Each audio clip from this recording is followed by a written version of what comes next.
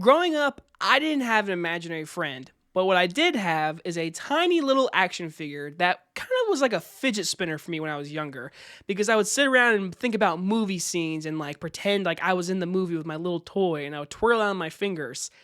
And I'll be honest, still to this day, if I'm really struggling on writing stories and making short films, whatever, I'll grab this and I'll twirl it on my fingers and I'll think about ideas. So, this little guy, and I've been through a lot. So, respect to you, little guy.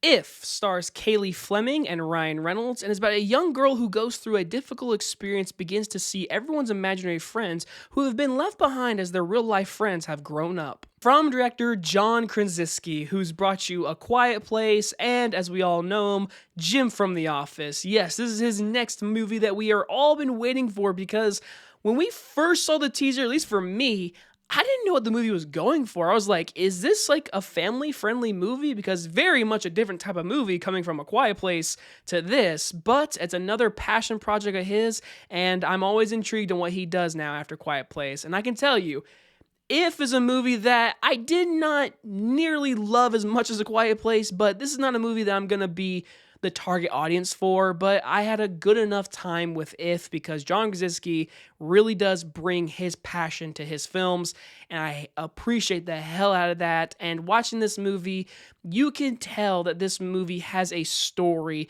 that he wants to tell. Like, you can feel passion in this movie, and my biggest takeaway is actually John Krasinski's direction.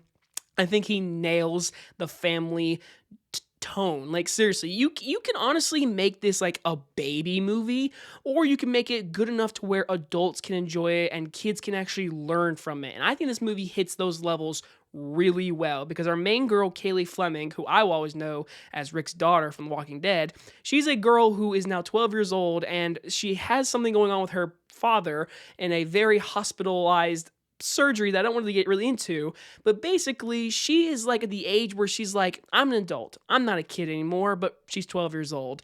And the movie goes a fine line at telling this type of family drama, the relationship she has with how she looks at the world and how kids are seen. I love that kind of thing because it does a really good lesson for kids who watch this movie. And my theater had a couple families in them, and most of the kids seem to really enjoy that stuff. And I saw a few parents even have a few tears in the eyes, and honestly for myself, I didn't cry, but I definitely got like emotional in certain scenes in this movie, again, without spoiling it.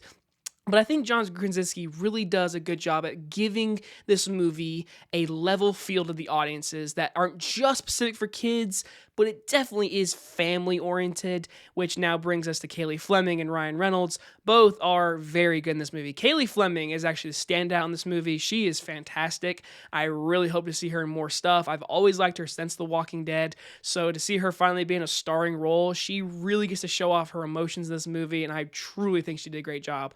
Ryan Reynolds, listen, if you like Ryan Reynolds, you're gonna like Ryan Reynolds. But I will say he is toned down in this movie, and I like his character, even though his character is very predictable. Once you see the movie, you'll know what I'm talking about. There's a plot line in this movie about the imaginary friends and what the entire situation is.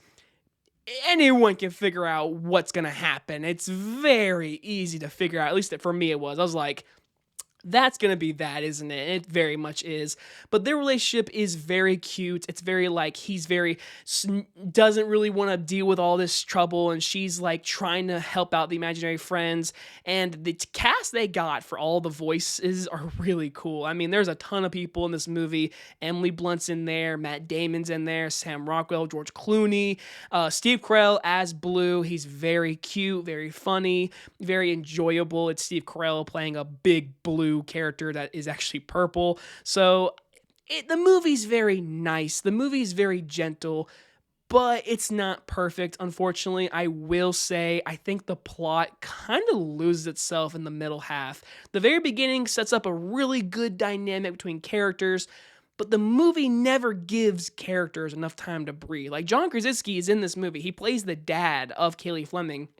I feel like we don't get enough of him because of what's going on between his hospital stuff and her. Their relationship could have been way more stronger, in my opinion. Like, they do one really good scene with each other in the very beginning. They never hang out, basically, the rest of the movie. Her grandma's character, who's got a very important part with an imaginary friend, never felt that connection. Like, I never felt any type of connection unless it was Ryan Reynolds and her. And even her relationship with the actual imaginary friends never felt enough. Like, I never had time to where she was like scared of him. Like, at first she's like, what is going on? And then she's instantly falling in love with him. She's instantly making a dance scene, whatever. Like, there was never time for characters to breathe. But the movie itself is colorful, it's fun, it's cute, warm-hearted, and it does that throughout the entire movie, that it's an easy watch. But I truly think that the plot itself kind of gets messy because they're trying to pair up imaginary friends with kids, but without spoiling it, a lot of that doesn't really happen in this movie, kinda. You'll see if you watch it. Again, no spoilers, whatever. But, like, in the end, it's a nice little cute movie. Seriously, I enjoyed it. It's not my favorite Krasinski movie. It's not my favorite movie of the year. It's definitely kind of forgettable for me. It hits the target audience for families and kids. And also, Michael Giacchino's score, oh my god, so good. The music in this movie is so good. In the end, good movie, not my cup of movie, but I'm glad I watched it. I'm gonna give If a B. So, I'm gonna ask you, did you have an imaginary friend growing up, and what was their name, and what were they? I would love to know. Again, I wasn't a kid that had an imaginary friend, but I definitely like imagined stuff in my head for movies, because I was just a movie geek at a young age, so yeah. Anyway, guys enjoy this movie review. I'll see you guys on the next one. Bye, everybody.